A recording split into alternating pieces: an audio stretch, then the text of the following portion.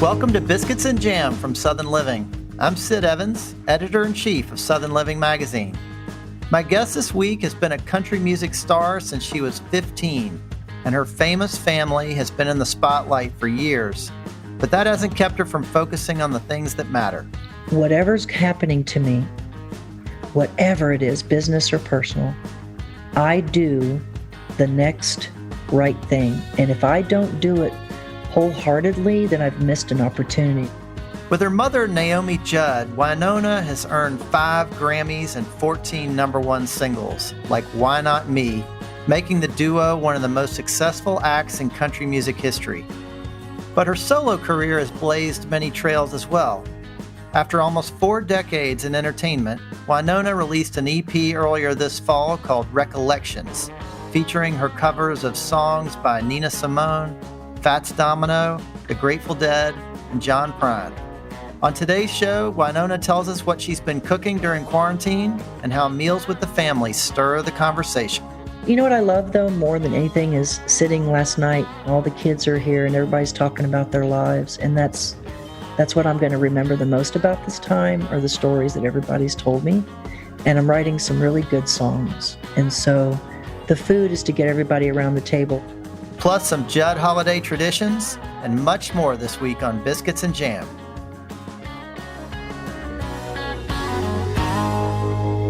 Wynonna Judd, welcome to Biscuits and Jam.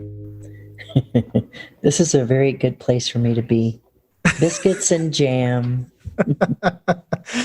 I'm glad to put you in a good state of mind. Mm-hmm. So where am I reaching you right now? I am on our farm. I'm looking out over the land. The pigs are out back, chickens. If you can get a visual here, we've got the horses. I've had this farm for a while, and I've been sort of collecting animals. They heal me. So I'm on the farm, and I'm doing chores and learning songs. I'm doing a project. So we're always in some creative process here.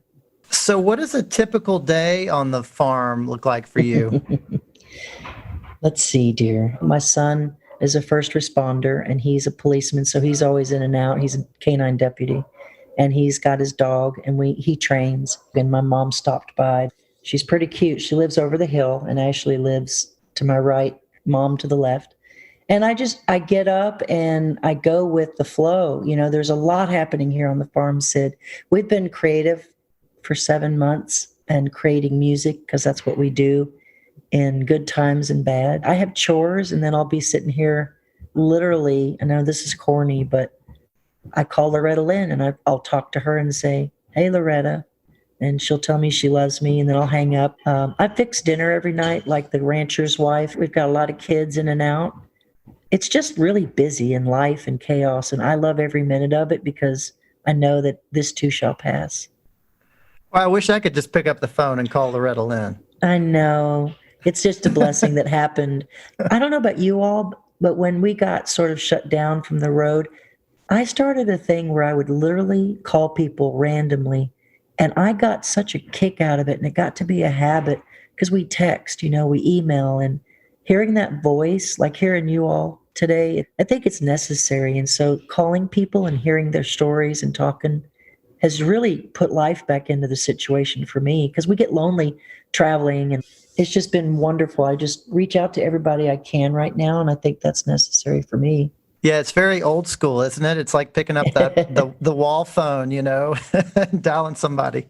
I actually did that yesterday. We have a landline, and I was literally talking to one person, and I had the other person on my cell phone, and I was connecting it like speakerphone, and it was pretty freaking hilarious. And I thought, I go back to the 80s and the 90s when we had cassettes and CDs, and, we didn't have all the technology today. So yes, I am old school sometimes. So Wynonna, I want you to tell me a little bit about your relationship to Ashland, Kentucky, where you were born. And I'm just wondering, what are some of the things that you love the most about that part of Kentucky? I was born across the street from my mama's mama. And the thing I really loved is I would pull in, you can see me sort of pulling into the town, and I literally look up and it says, "Welcome Wynonna and Naomi.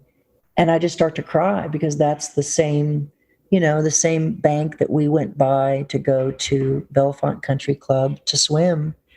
It's just incredibly sweet. And people there, they don't ask me, hey, do you know Dolly Parton? They always say something like, your grandmother, she sure is proud of you. And it's really, really so tender that's what I love. I love it when someone will come up to me and say, I went to school with your daddy. It's just interesting. They always have their own personal story. It's not about fame, I guess is what I love, is that they care about you and they care about common sense, quality of life, stories about their experience. They'll just talk about their own lives.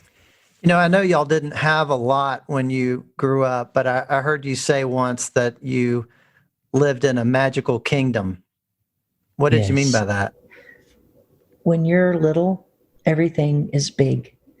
And I know you know what I'm talking about. It's like if you return to your school or your childhood home, it's different. I think for me, living on a mountaintop, I was outside of Morrill, Kentucky, outside of Berea.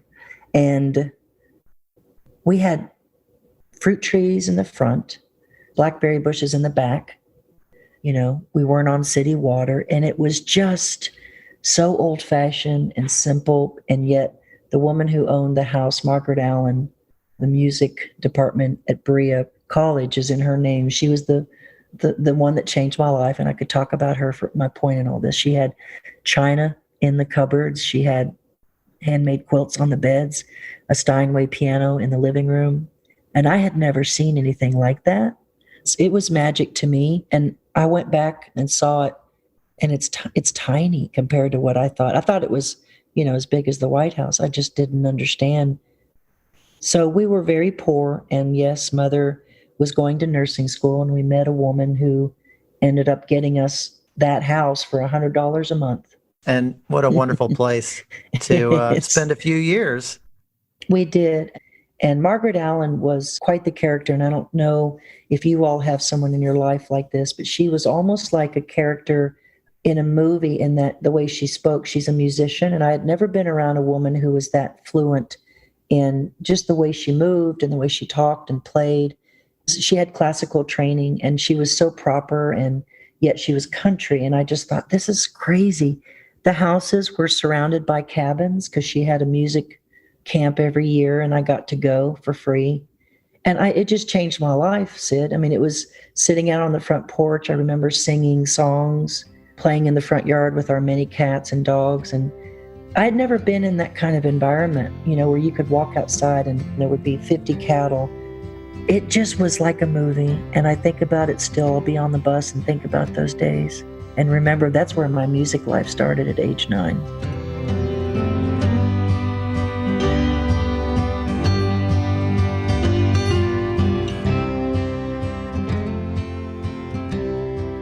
So this episode is going to air right before Christmas, and I'm wondering if the holidays were a big thing for y'all.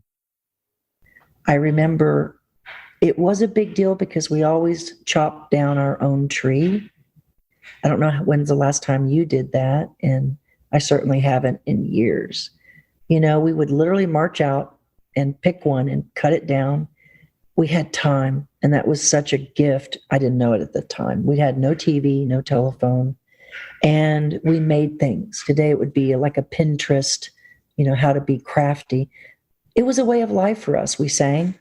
Of course, we prayed. It was very, very sweet Southern food. My mama cooked, and we had each other. So it was a big deal because I bought my mother a hammer one Christmas, and I just remembered that.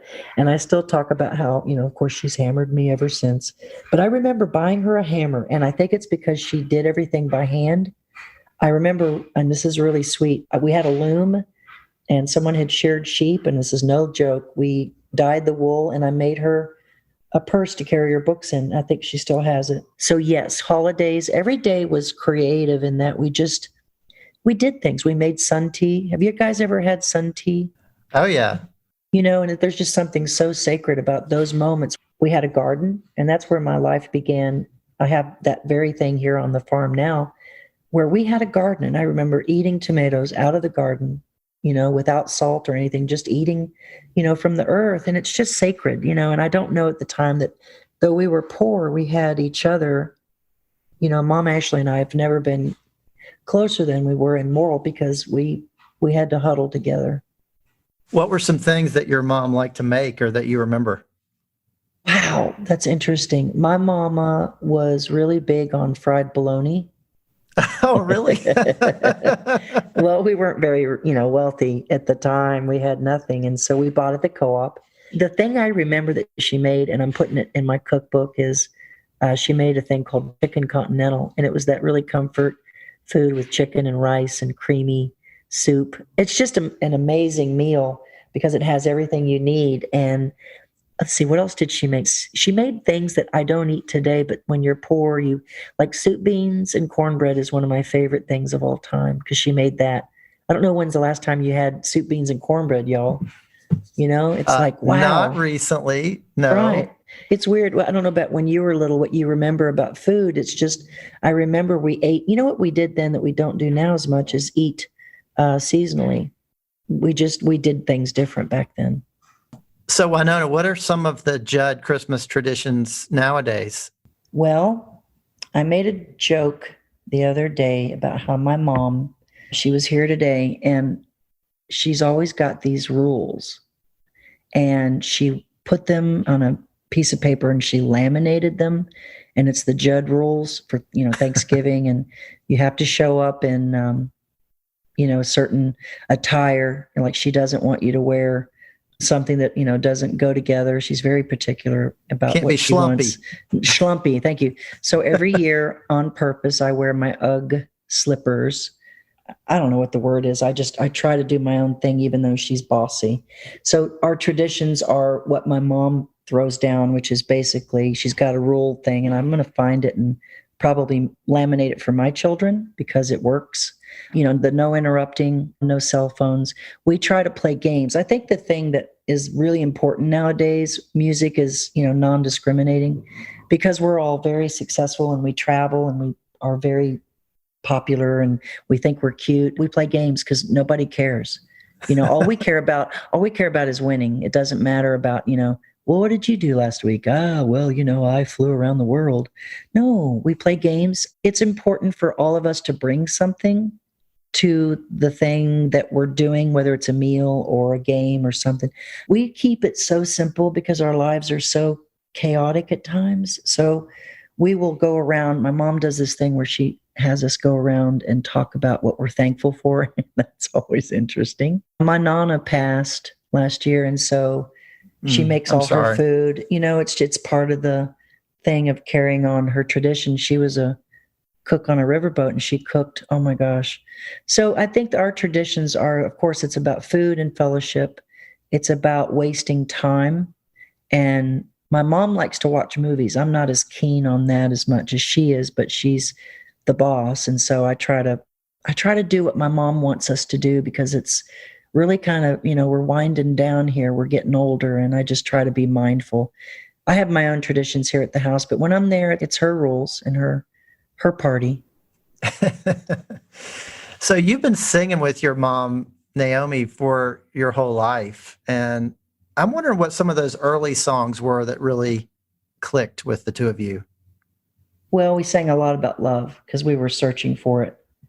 And I would say we were always more interested in that than anything. If you go back and look at lyrics, even in my songs, it was really about love, Sid, because we struggled a lot. And I don't have a lot in common with my family. I was always kind of the odd man out, if you will. When you have three women, somebody's going to have to be the funny one, to crack jokes. That was my rule of seeing how much I could get away with, making them laugh. I think for me with mom, if we were fussing and if we were disagreeing, which was on a daily basis, because I'm 18 at the time and she's on the bus, who shares a bus with their mother for 10 years? Raise your hand. And so we would go out there and we would look at each other and we would plug into another realm. We sang Grandpa. I mean, come on. It was really about that because no matter what was going on in my life as a teenager, we strived for an excellence that we didn't have growing up. We had dysfunction and a lot of things that most families do, and yet we sang about the hope. That was the thing I remember really wanting, like River of Time. We sing about memories and family and just trying to make it, trying to survive the process.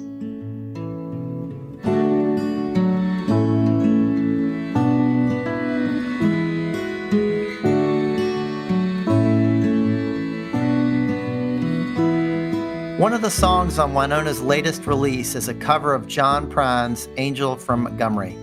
In light of John's passing earlier this year, I asked Wynonna what that song and Recollections as a whole mean to her. Gosh, a couple of months ago, we were doing a Facebook Live, and I got a text that John Prine had flown. And I just sat here in the kitchen kind of looking around like it's the end of an era. All these legends are leaving us. And I felt really emotional, and Cactus walked in a few minutes later and I said, honey, I think I want to do Angel tonight on the Facebook Live. And he said, okay. And that's what you hear. You're hearing the actual recording of that moment of me sort of honoring someone who's important to me. And that's what Recollections has started a movement, a mood, if you will. It started me down a trail to watching the documentaries of Laurel Canyon, watching a documentary about Linda Ronstadt. Are you kidding me? We need to recognize these incredible artists, listening to Joni Mitchell again and again, and just being mindful of where I come from. So Recollections is about me honoring the music that moved me. I started out professionally in country music, and meanwhile, those are the songs I'm listening to on the way to the Grammys, on the way to the concert. When I'm on the bus getting ready, these are the songs that are playing in the background. So I'm working on a project now that Recollections kind of started, which is me going, okay, yep, I remember this song. And I'm learning an Emmylou Harris song right now. And I literally texted her and said, I just want you to know that you changed my life. And I made my guitar look like yours when I was a teenager. And that's important. So that's what this is about. And Anti-Records said, we want to celebrate this part of your life because you've been in, music now 36 years. It's time to celebrate. So what did John Prine mean to you as an artist? Gosh, that's a great question, because to me, he's a poet. He's a writer first. It wasn't about celebrity. It wasn't about the successful as much as it was about just him experiencing life and writing about it. And there's something so organic about that that's been lost a little bit. I know people still write. He's so raw. You didn't hear a lot of production. We didn't strive for, putting a lot of instruments on the recordings. He was a master at simplicity. John had an ability to tell a story. And I don't know about you guys, but when I go see a show, I'm as intrigued by people talking and telling me a story before they sing the song. And he was really good at that. He could talk about from the heart, which I think is kind of missing because of the performance part, the entertainment part is so rampant today. I just loved his simplicity of being able to play with a guitar and sing to just that himself, and do his own thing without having this major band and production. I loved that. We'll continue with Wynonna Judd after the break.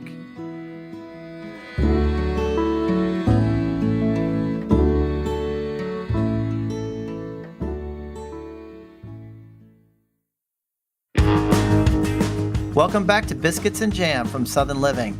I'm Sid Evans, and we're talking with Wynonna Judd. So I've got to ask you about your cover of Ramble on Rose, which is a Grateful Dead song. And I've got to warn you that you're talking to a little bit of a deadhead here. So forgive me the fan moment. No, gosh, go for it. How fun was it recording that song with Bob Weir? Well, Robert Weir, I remember I literally said, can I call you Robert? Because it just felt weird for me to call him Bob like he's a peer. No, I mean, he's Robert Weir to me, and he's a legend in his spare time. Here's the deal. Look, we're all busy. We're all very fabulous, running around trying to be successful. When I got into this business of music. I wanted to, more than anything in this life, I wanted to be with Bonnie Raitt on stage. I wanted to sing, with my heroes and sheroes. That's always been one of my things, is to stand there and literally I'm singing with George Jones and I'm looking at him going, yeah, this is really happening. So I've always been into that. Cactus Mosier, the love of my life, producer, husband, and manager now, said to me, I think it's important for you to learn a Deadhead song. And I looked at him kind of like, well, I don't really know what to do. And he led me to that song and he said, hey, we're playing Out West. The people will love it and go for it. And so we learned Ramble on Rose and I would do it every night and I would just kind of look around and go, what does this song mean? So I started to study the words and the story is pretty groovy, right? Just like Jack the Ripper, just like a Mojo Hand, just like Billy Sunday in a shotgun ragtime band,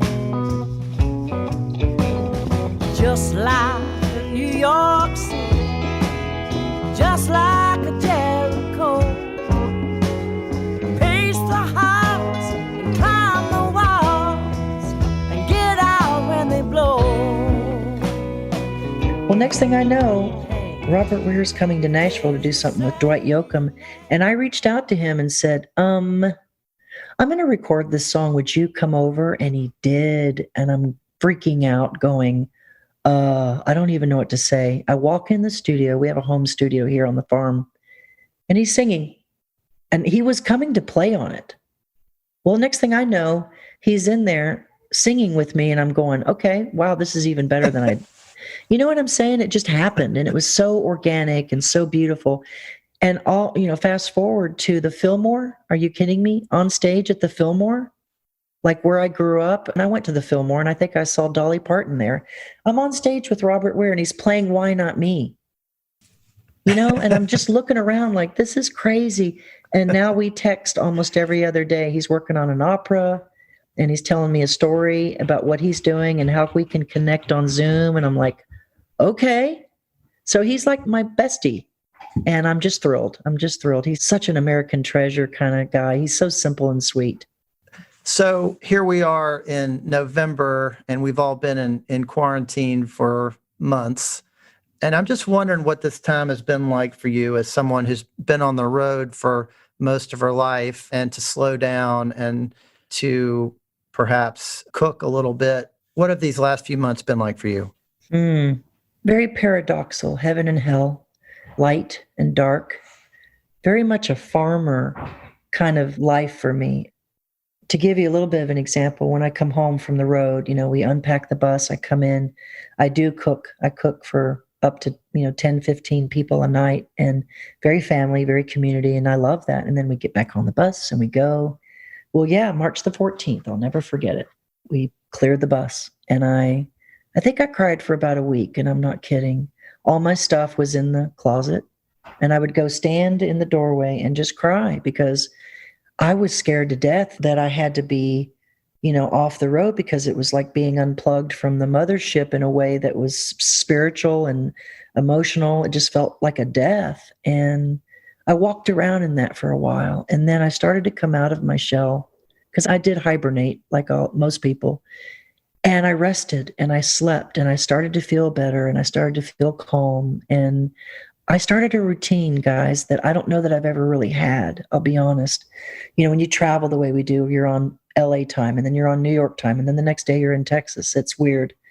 I started to develop a real life here. So it was a blessing. That was easier. It wasn't easy. It was just tougher to get used to a schedule. Going to bed every night at the same time. Do you do that? I do. See, that's really unusual for me. So I guess the best and the worst of times came to mind pretty much every day. I would talk to fans on Zoom. The great thing about my life is that I'm very connected with the fans. They're now bringing their children to see me, and we're very connected. And I would call people and we would cry. And I would talk to them about a recipe, and I'm not kidding, because of Facebook Live, I talk about the kitchen. And so the best and worst of times, I was devastated for the obvious reason I'm an empath in my family. I've always been the one that cries and people go, up there she goes. And yet I felt this strength because Cactus Mosier would say, come to the studio, and we would write a song. And so like a farmer, we had a garden, we have chickens, we'd go collect the eggs. I have 2 pigs out back, and I feed the pigs, and I sit there and I play with them, and days go by. And so I guess the farm is thriving. It gave me life, and it's changed me forever because I'm more grateful, and I'm definitely more present and able to be in the celebratory part of life. I think when you're an artist and you're traveling, there's a lot of pushing through, and like a soldier, you're trying to march towards the target. And man, on the farm, you can just be, and you can kind of go with the flow, and you take out a loan, you try to keep your people on payroll, and you do what you can. And then you go hang out with the animals, and you cook a meal, and life is good. What are some things you love to cook? There's nothing that I don't love to cook. I've got a cowboy husband. He likes fire. We have a fire every night. He likes fire, and I make him things that go with that right now. We do seasonal, and yet if I had to pick one, it would probably be Mexican, because that's one of my greatest memories on the road is, traveling through all these beautiful states of the best Mexican you can ever wish for. And I just, what I love though more than anything is sitting last night, all the kids are here and everybody's talking about their lives. And that's what I'm going to remember the most about this time, are the stories that everybody's told me. And I'm writing some really good songs. And so the food is to get everybody around the table. No cell phones. You will put it in the basket or over on the other counter, and you will not touch it till we're done. Or you have to do the dishes. That's a good rule. Got to try that more around my house. Chores.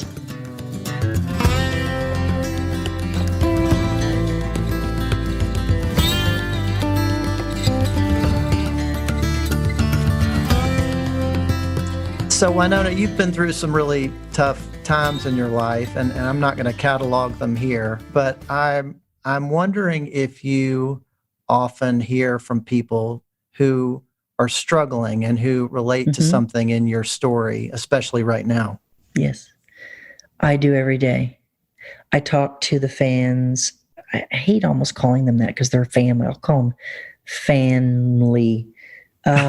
These people are they're my family of choice. I think the thing I tell people, because they'll say, how did you get through that? And I don't know if they think I have a magical formula, or because of my success that I've got it, made in the shade lemonade. I cry a lot. I literally this morning, I had to listen to something to get me out of this blues place. I'm always struggling between light and dark. I'm a curious person, so I'm always trying to understand why, which can be really dangerous, by the way.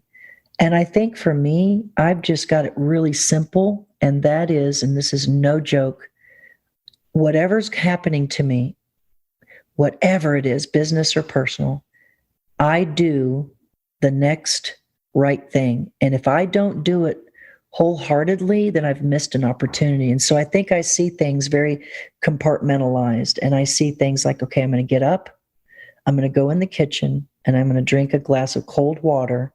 And I think that way, you guys. I try not to go too far in the future. Like, I know tomorrow I'm going to go visit Loretta, and we're going to sit there and I'm going to cry, and she's going to show me her kitten. I mean, isn't that crazy? Will you tell her hello from your friends at Southern Living? I will. Southern Living. She is the Southern Living queen, by the way. I will tell people this every day I can for the rest of my life. And that is, we are so blessed in so many ways. Yes, we've lost a loved one today.